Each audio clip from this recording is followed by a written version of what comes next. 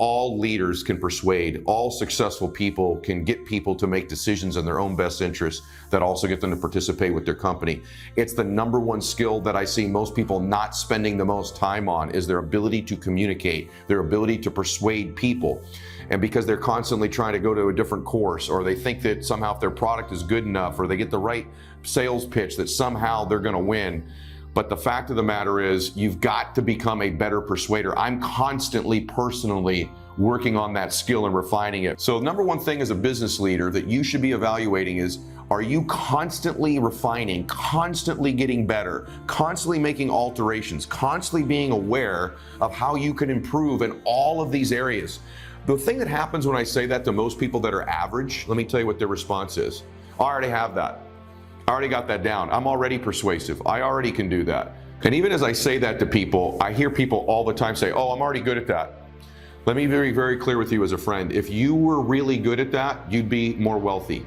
You'd be happier. You'd have a bigger business. You'd have a better family life than you have. So it's your vast overestimation of your ability about that one skill set that is probably going to hold you back more than anything. As a friend, let me tell you, you're nowhere near as good as you think you are at that skill.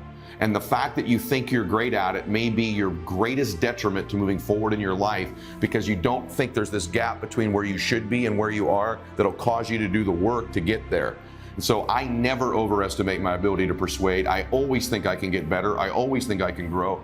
And I know there are multiple areas and sectors in which we persuade people. So I might be really good speaking from the stage, but the question is, how am I in front of 30,000 people or 100 people? How about one-on-one? How about in my family? How about to a group of 3? What about in a boardroom? What about the white-collar people? What about the blue-collar people? What about in my personal life, right? What about getting people just to make their best effort? What about in putting money somewhere? And so there are thousands of areas in which we persuade people to like you, persuade people to laugh at your joke, right? So constantly, when you buy something, persuade them. When you sell something, persuade them. Persuade your children. So it's your overestimation and thinking you're great at that constantly holds you back. You're nowhere near as good at that as you think you are. And the fact that you think it is already an indication you're not very good at it.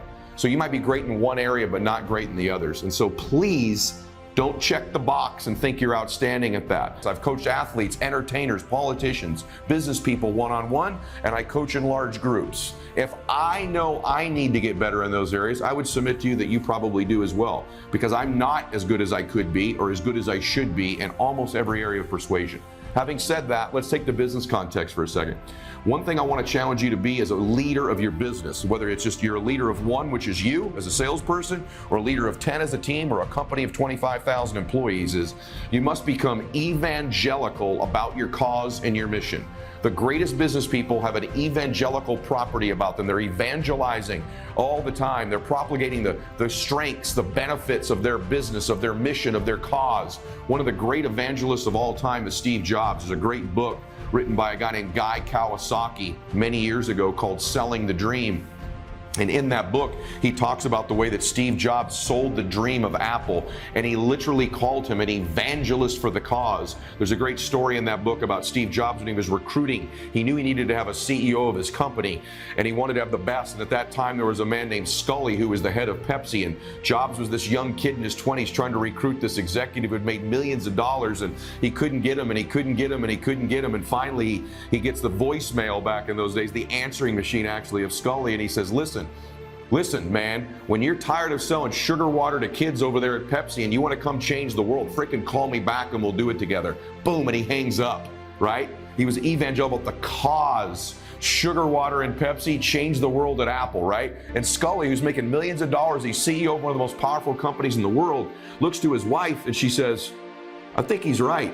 We aren't changing the world. And it was that one cause-oriented evangelical phone call from Steve Jobs, and it exuded out of his pores. Every stage speech he gave, every one-on-one, every board meeting, when he'd meet with their software engineers, when he'd meet with the programmers, he was always evangelical, internally and externally, and built a culture of one of the greatest movements of all time in the history of business. There's great lessons there about being evangelical. The greatest presidential or political leaders have an evangelical property about them. The greatest salespeople do. The greatest dads, the greatest pastors, they're evangelical, aren't they? So you've got to become more of an evangelist for your cause and your mission, number one. Number two, You have to sell a big enough dream to your team, to your company, to your clients, to the people around you, that the dreams of everybody associated with you can fit inside the one you're selling. It's got to be big, it's got to be bold, it's got to be expanding.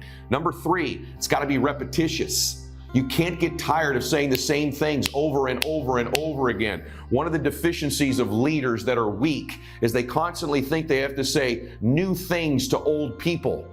Creating new things to say to old people. The best leaders say old things to new people. They say the same things over and over again to more and more new people, new teammates, new employees, new recruits, new clients, new speeches, new groups, right? They say old things to new people. They're repeating over and over the vision and the cause of their business, of their movement. These are great communicators. The next thing, all great communicators understand, whether it's words, physiology, the look you give somebody, or writing, influence is energy. It's the transfer of energy. It's getting you to feel about my company, feel about my mission, feel about my product, feel about my cause, what I feel. They're conscious of transferring energy to people because that's what moves people. That's what gets them to act. It's not just the words, it's not just your face, it's not just how you're dressed, it's an energy transfer. There's a hook, by the way. You can't transfer to me that which you're not experiencing yourself. You have to physically be experiencing it in the moment. It can't just be the words you're reading from a sheet. You have to really believe it. One of the reasons a lot of salespeople struggle or recruiters struggle is they just don't believe enough. They don't spend enough time making the case like a lawyer, litigating to themselves about how powerful what they do is. Invest more time in your own belief, in your research, in your knowledge, finding third-party articles, magazines, blogs, things that reinforce whatever it is you're doing that feeds your own belief. That way you can give it to me. You can't give it to me if you don't have it. And so they don't spend enough time. Spend more time feeding your own belief and be conscious of the transfer of energy to another person. There's a great study out right now that I was just reading about bees. And them deciding which flower to pollinate is based on the energy the flower puts off. They sense the energy from the flower and they move towards that one, deciding to pollinate that one. Well, if you want more people to pollinate your business, pollinate your life, if you want to attract the right relationship, the right amount of money, the right clients, the right employees, the right recruits, the right vendors, the right support, you got to be putting off that energy because people are going to pollinate it somewhere.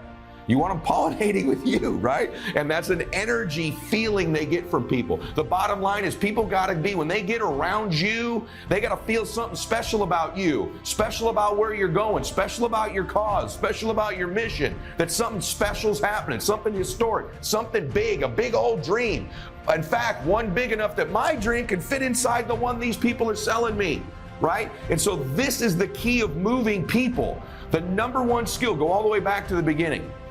My number one skill, that if I could keep only one, would be this right here, the ability to persuade people in multiple areas of my life.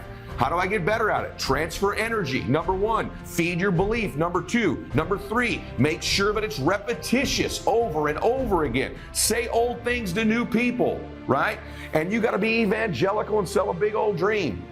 The bottom line is that this is a process that never ends of growing us, of growing our ability to persuade people. And in my own situation, I'm always trying to, how do I evolve it? How do I modify it? How do I feed my own belief more? How do I sell it bigger? How do I back it up with more facts? The best leaders sell a big old vision. They tell a great story. The best people I know are great storytellers. Remember this, facts tell, stories sell. Most people make decisions emotionally from the story, they rationalize it logically with the facts. So make sure you're selling a big dream, a big story, and then you give people the facts. This is the way we begin to move people in our lives. This is the skill of entrepreneurs. This is the skill of building something big and building something small and building something permanent too, is your ability to persuade. Focus on your energy, focus on your belief level, and focus on refining your message. The last thing is this, say it faster and say it quicker. Less is more. You don't have to tell them everything you know. Leave a little bit to the imagination. One thing that happens, the longer and longer we're in business, the longer and longer we're around, the more and more we learn, we feel compelled to tell someone everything we know about our product, everything we know about the business. And that's not how you energize people.